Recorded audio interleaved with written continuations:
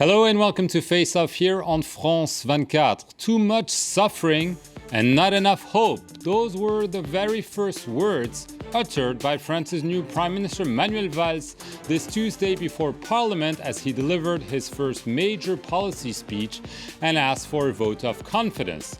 This is Manuel Valls' first political test since he was appointed by President François Hollande last week, following a disastrous result for the ruling socialists in local elections. So is Manuel Valls, who was until his nomination a popular interior minister, already a very different prime minister than his predecessor, Jean-Marc Ayrault. With me on the set, Philippe Turle from Radio France Internationale and Jean-Marc Gonin with Le Figaro magazine.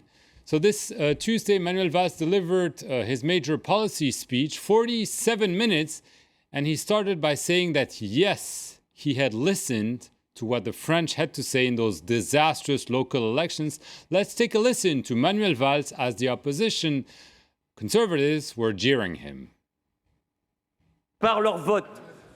In these local elections, the French people told us through their votes or through the historic rate of abstention that they were disappointed. They expressed their doubts, their unhappiness, and at times, their anger. They told us about their fear for the future, their futures, and that of their children.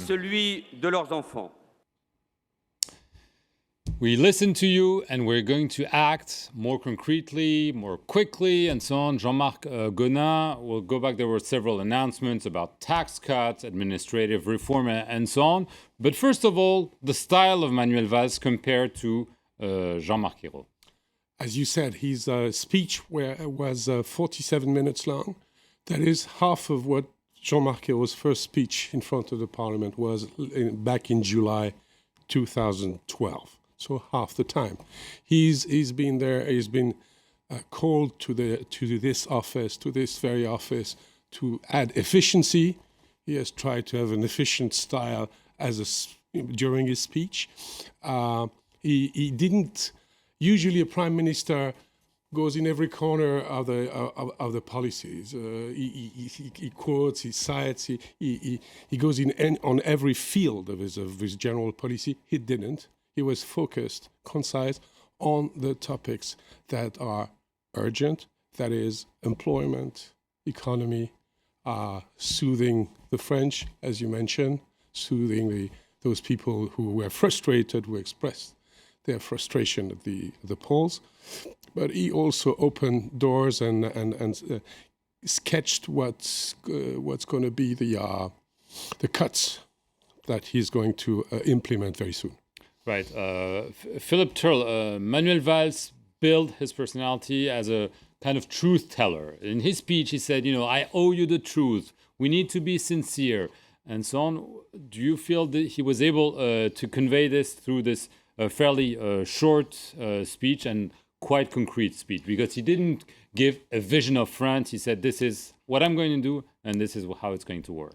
Well, this is a make or break situation for Manuel Valls. We've had the Manuel Valls who was the interior minister, who was operating by himself, if you like, who was a one-man show, the most popular minister in France. We can see a poll actually comparing his popularity ratings with François Hollande's, but go ahead. So the question everyone is asking now is, when he was the interior minister and the most popular minister in France, running by himself, does that make him what's going to be the man who will lead an orchestra? Will he be as strong as the prime minister when he's controlling the whole government? Nobody knows for the time being. I watched this speech and several things struck me. The first one was the repetition of the word confidence, which is something that French people don't have anymore in politicians, in the economy, in their ability to buy more, to find jobs. And Manuel Valls has tried to install this feeling that now that he's in charge, he's going to give back confidence to people. There was also this play towards the Greens, who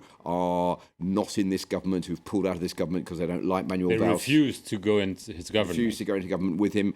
He wants them to vote the vote of confidence, obviously playing towards them to try to seduce them to support him. That was quite obvious. And the third thing that that struck me was the the lowering of taxes in France, the boost to the economy, the boost to companies. He went back several times and said, yes, we're going to give back the confidence to companies, to people who earn small amounts of money, to those on the minimum wage who will have their social contributions brought down or totally done away with, which will give them more spending power and will boost companies who will be able to take them on. There's, I think, a willingness on the part of Manuel Valls to give back this confidence, the word he kept using all the time. We'll see whether it works. It was a speech that was energetic, but I think it wasn't a speech up there with some of his predecessors who've obviously been in the same position, who have made more inspiring speeches in the past. There's a line to add on what you just said. There's a line he gave which was interesting. He said, "Trust means growth, and growth means trust." Right. That's and really he also, needed. within the Socialist Party, Manuel Valls is to the right, and you could see this when he said, I'm not ashamed of saying, yes, we need companies. We need companies to create a job. We need the corporate world. And he announced lowering, this was more or less announced, but in very vague terms. He was much more precise. We won't go into the technical details, but a raft of tax cuts for both companies, but also for households, because probably he knows that he has to balance this kind of corporate-friendly image with a more socialist one. Yes, he tried a balancing act, but you could feel, you could also read tweets by left-wing MPs of the Socialist Party expressing their doubts about the speech, saying there's no space there to negotiate. He's imposing this on us. I will abstain. There were many tweets going around right during his speech. So he's notorious. He will be under watch of the left wing, and some votes might lack at the end of the road today. Although he will have many Greens going along with him. What is unclear about all this is we heard all these proposals to reduce taxes, to boost companies, to give people more spending power, but it hasn't been very, very clear where this extra money is going to come from. Manuel Valls was quite explicit about the French debt and how much it's increased over the last 10 years. Obviously, the state needs the money to pay the debt off. If they're going to reduce taxes on companies and on individuals, it's unclear where the government's going to find this extra money. Right, but what's new, and that's probably related to the electoral rout that they suffered this Sunday, is that until then they said, okay, we're going to cut 50 billion euros in the next 3 years. But now they're announcing that also individuals, households, will also pay lower tax, because one of the lines that I found interesting is Manuel Valls acknowledging, yes, the taxes for households have been raising too much, and we need to alleviate. And this is clearly not what was in the works until now. No, and this is a bet he is taking, and this is a big gamble. That might go wrong.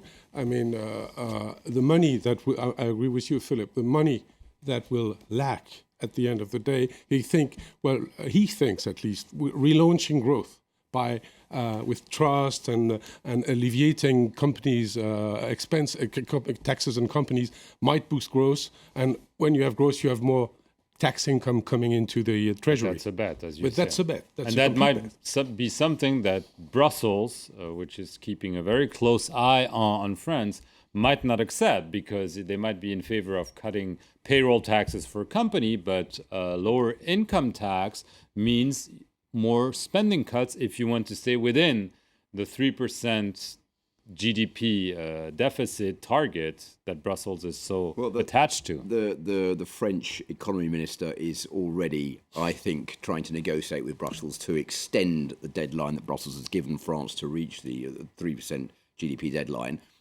because they're not going to meet the target.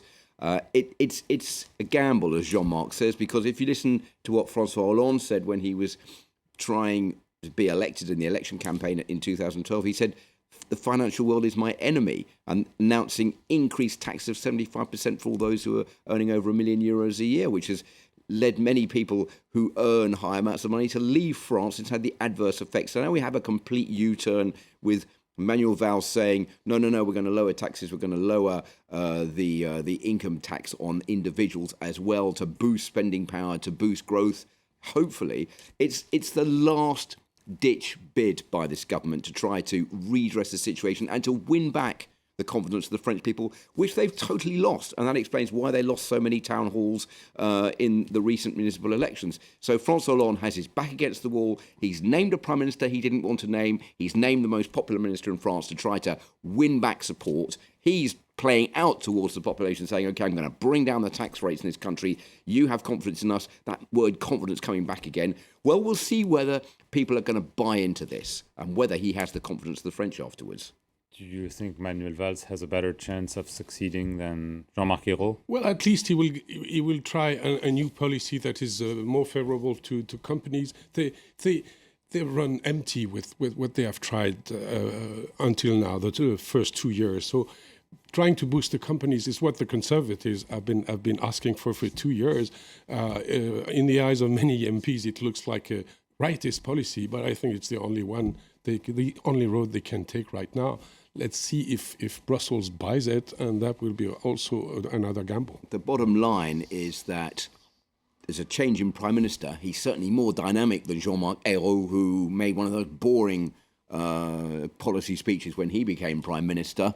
Manuel Valls is a more dynamic, more speedy type of character who's been compared to Nicolas Sarkozy on many occasions. But the politics in France will remain the same. The policies of François Hollande will remain the same. They're the same ones that were being introduced under the former Prime Minister Jean-Marc Ayrault. If you like, it's like window dressing with a new team, which is pretty much the same as the old team, with a new Prime Minister doing the same job. Will that be enough to win back the support of the French? As one of his predecessors said, Jean-Pierre Raffarin, when he was doing his policy speech, the road is long, but the climb is steep. And I think you can apply that same sentence to also what Manuel Valls is going to have to do now that he's Prime Minister. On those words of wisdom, I want to thank both of you and thank you for watching this edition of Face Off. We'll see how Manuel Valls fares as Prime Minister. Clearly, this is a major gamble for François Hollande. We'll see how this unfolds in the coming weeks here on France 24.